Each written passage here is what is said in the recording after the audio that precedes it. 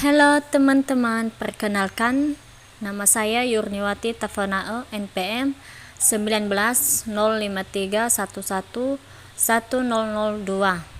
Nah, di video kali ini saya akan mau menjelaskan tentang sejarah perkembangan fisika kuantum. Nah, langsung saja pada pembahasannya, yaitu apa sih fisika kuantum itu? Nah, fisika kuantum merupakan salah satu bagian dari ilmu fisika yang mempelajari perilaku materi dan energi pada skala atomik dan partikel-partikel subatomik atau gelombang. Nah, ilmu fisika kuantum ini dikembangkan pada awal abad 20 di mana perumusan-perumusan dalam fisika klasik tidak lagi mampu menjelaskan fenomena-fenomena yang terjadi pada materi yang sangat kecil. Nah, bagaimana sejarah dan perkembangan fisika kuantum? Nah, dasar mulanya periode fisika kuantum adalah ketika fisika klasik tidak bisa menjelaskan gejala fisika yang bersifat mikroskopis dan bergerak dengan kecepatan yang mendekati dengan kecepatan cahaya. Sejarah fisika kuantum dimulai Michael Faraday menemukan sinar kaproda. Kemudian pada tahun 1859, Gustav Kirchhoff memberikan kenyataan tentang radiasi benda hitam. Pada tahun 1887, Boltzmann menyatakan bahwa bentuk energi pada sistem fisika berbentuk deskripsi. Pada tahun 1900, fisikawan Jerman Max Planck memperkenalkan ide bahwa energi itu terkuantisasi. Ide ini muncul berkenaan dengan situasi pada saat tersebut, yaitu ketika para ilmuwan tidak bisa menjelaskan fenomena radiasi spektrum cahaya yang dipancarkan oleh situasi benda mampat pada temperatur yang dikenal dengan radiasi benda hitam.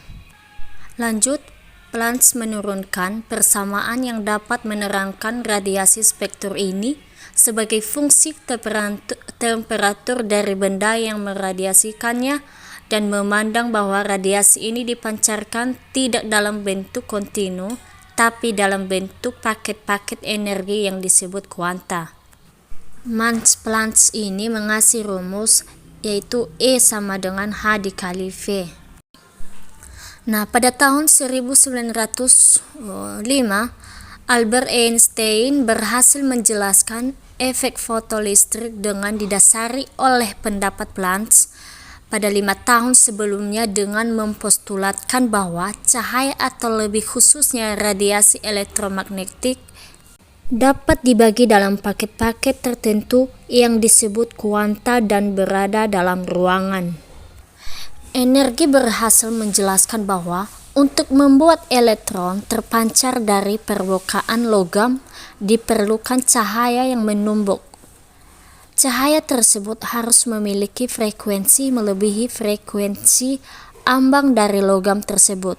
Walaupun cahaya lemah ditambahkan, tetapi memiliki frekuensi yang melebihi frekuensi ambang, ternyata ada elektron yang dipancarkan.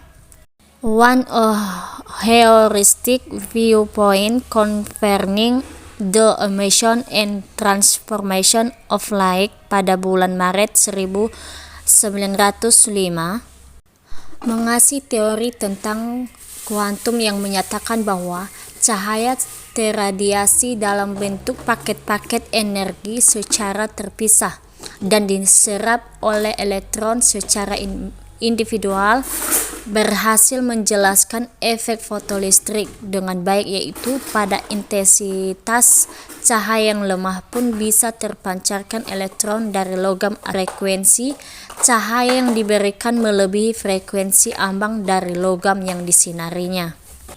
Perkembangan fisika kuantum menurut Niels Bohr pada tahun 1913. Niels Bohr mencoba menjelaskan garis-garis spektur dari atom hidrogen dengan menggunakan teori kuantisasi. Penjelasan ini diterbitkan pada bulan Juli 1913 dalam papernya yang berjudul On the Computation of Atoms and Molecules. Teori ini ia kemukakan untuk mendapat gambaran yang lebih jelas tentang bagaimana struktur atomik yang terdapat dalam benda.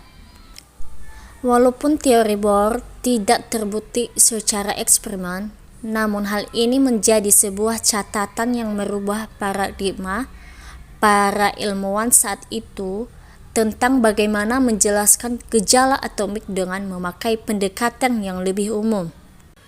Menurut Louis de Broglie, pada tahun 1924, seorang fisikawan Prancis, Louis de Broglie, menyatakan teori tentang gelombang materi dengan menyatakan bahwa partikel menunjukkan sifat gelombang dan sebaliknya.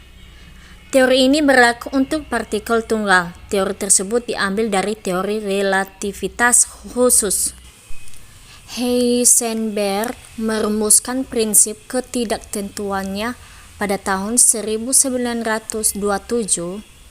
Interpretasi Copenhagen juga mulai melakukan hal yang sama pada saat itu.